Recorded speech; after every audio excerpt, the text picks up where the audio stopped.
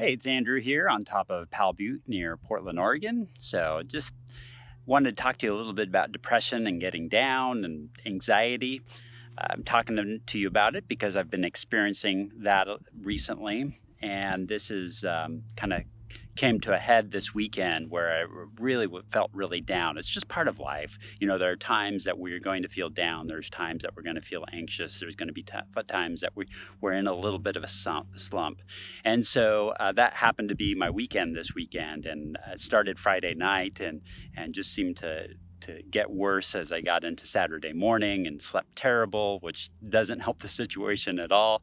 And so I knew that I needed to do something to get out of it. So step one thing that I did was I had a couple commitments that nothing to anybody else, but I said that I was going to get done some chores that I was going to make happen. And so that's the first thing that I did, is made those chores happen, because I knew if I didn't do those chores, it was only going to compound that issue. I was only going to feel worse after the weekend if I hadn't gotten anything done. So got a couple of those things knocked off my list, and was successful with that.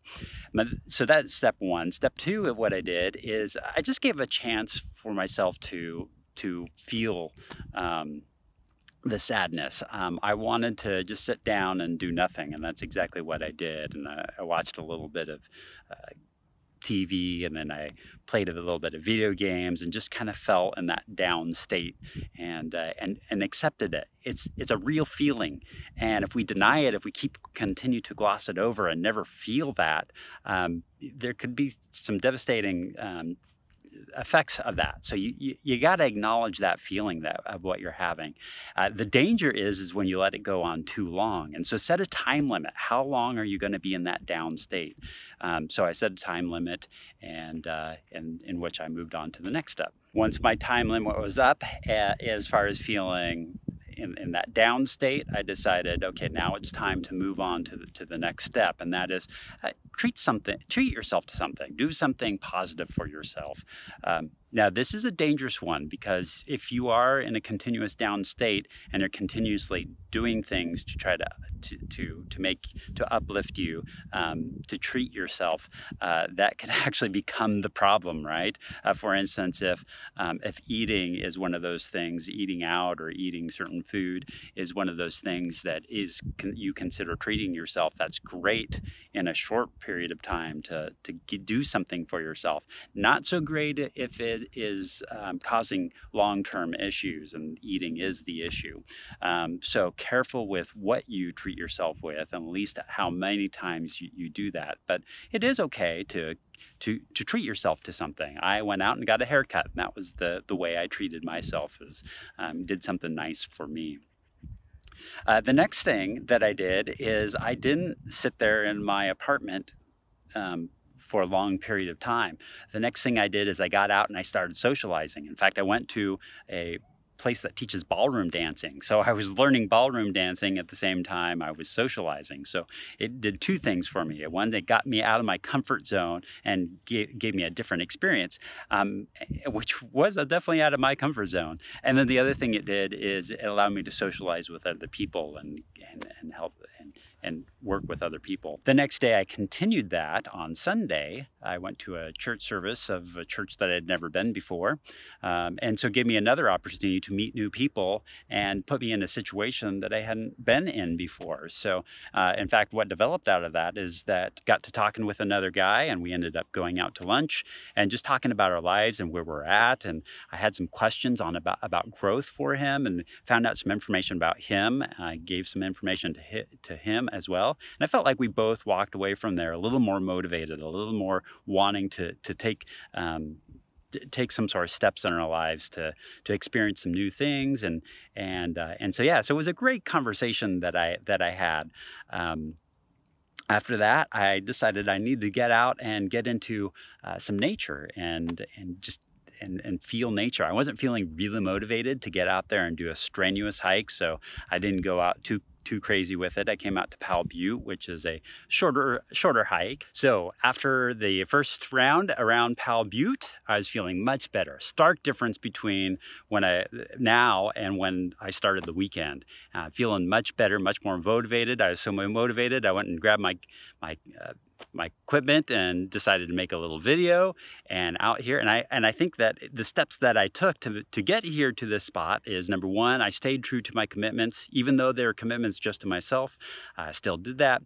Step number two, I allowed myself to still feel those emotions, feel that down, be in that slump, acknowledge that those are real feelings and part of just being part of the experience of life. It's just part of who we are.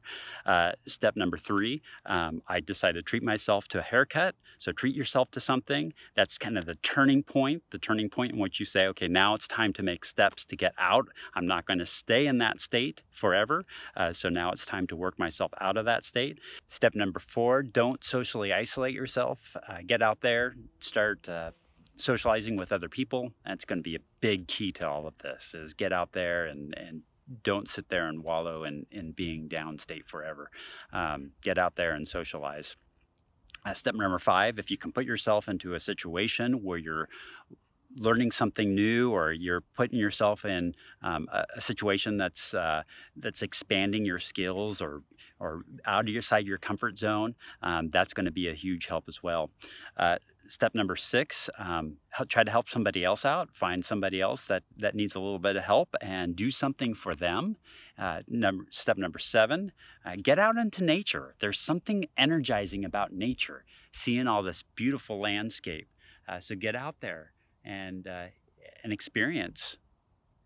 It's just there's nothing and of course there's some vitamin D that comes from the sun as well. So get outside and do something.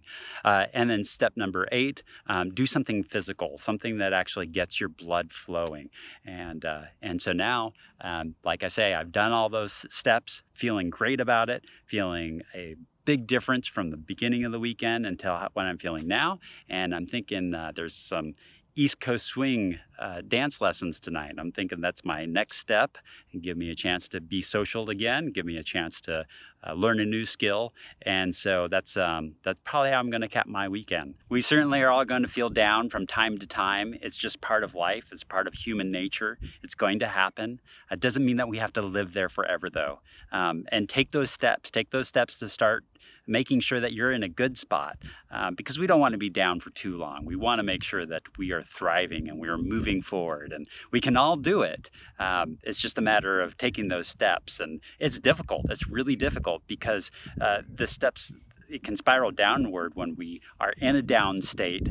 Then we feel like we don't want to do anything, so we don't do anything, and then that makes us even in a more of a down state because we're not functioning well and we're not getting anything done. And so that only compounds the issue and it only gets worse. But the flip side is true also. If you take those steps, if you start working your way up and out of that situation, then it spirals upwards as well. So anytime you find yourself in that down state, take these 8 steps to get yourself out of that down state and moving forward.